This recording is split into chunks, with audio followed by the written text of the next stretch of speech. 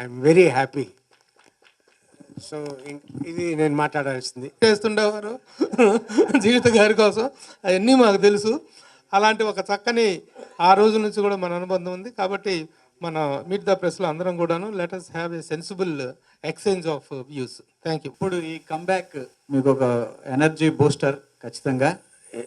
Heavy booster and heavy responsibility కూడా ఇచ్చారు. అదే అదే ఇంకా మంచి సినిమాలు చేయాలని. అవును. ఈ బైకర్ మంచి సినిమానే చేసాము, కానీ అది టైం continue తీసుకున్నాము.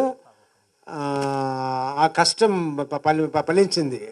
I was taking care of that character from the beginning. దీన్ని ఇలా ఉండాలి అని అనుకుని చేశాను. దాని రిజల్ట్ ఇప్పుడు మీరందరూ ఇస్తున్నారు, చూపిస్తున్నారు. Really I'm very happy. ఫర్దర్గా మీరు సెలెక్ట్ చేసుకునే క్యారెక్టర్స్ ఎలా ఉండబోతున్నాయి? ఎలాంటి డైరెక్టర్స్ మిమ్మల్ని అప్రోచ్ అవుతున్నారు? ఇప్పుడు అప్రోచ్ అయిన వాళ్ళు ఇంకా సబ్జెక్ట్ చెప్పలేదు. ఇద్దరు ముగ్గురు మంచి సినిమా టేస్ట్ ఉన్న వాళ్ళు అప్రోచ్ అయ్యారు. సో ఇంకా సబ్జెక్ట్ మాట్లాడుకుని నెక్స్ట్ ప్రొసీడింగ్స్ ఉంటాయి. కానీ ఇప్పుడు నేను సినిమా చేస్తున్నాను, 2 సినిమాలు చేస్తున్నా. ఒకటి మగాడు అని మన పవన్ సాధినేని డైరెక్షన్లో. ఓకే. అది నెక్స్ట్ రిలీజ్ కాబోతుంది కాబట్టి దాని ముందు ఇంకో సినిమా చేస్తున్నాను. ఇంకా టైటిల్ అనుకోలేదు. డైరెక్టర్ పేరు చెప్పచ్చండి? డైరెక్టర్ మన ఐవి శశి గారి అబ్బాయి అని శశి. అది మలయాళం అవును. చాలా థ్రిల్లర్స్. వాళ్ళ ఫాదర్తో నేను మంచివారు మావారు చేశాను ఆయన వాళ్ళ ఫాదర్తో. ఇప్పుడు అబ్బాయితో ఈ సినిమా చేస్తున్నాను.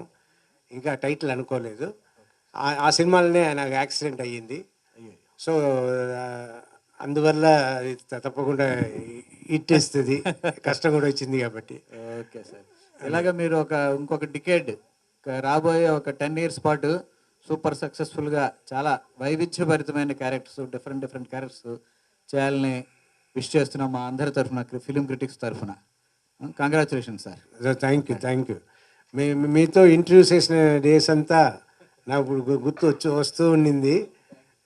Great days and we enjoyed greatly. యాక్చువల్గా మీరు ఒక విలన్గా రీఎంట్రీ ఇస్తారని చెప్పి వార్తలు వచ్చాయి. చూస్తే మీరు ఒక సాఫ్ట్ క్యారెక్టర్ తోటి వచ్చి ఇట్టు కొట్టారు. భవిష్యత్తులో అంటే విలన్ క్యారెక్టర్స్ ఏమైనా వస్తే మీరు చేస్తారు? వస్తే తప్పకుండా చేస్తాను. విలన్ క్యారెక్టర్ వచ్చి చేయడం బిగినింగ్ కొన్ని క్యారెక్టర్స్ చేయడం చాలా ఈజీ, ఎందుకంటే ఎలాగైనా మనం చేయొచ్చు.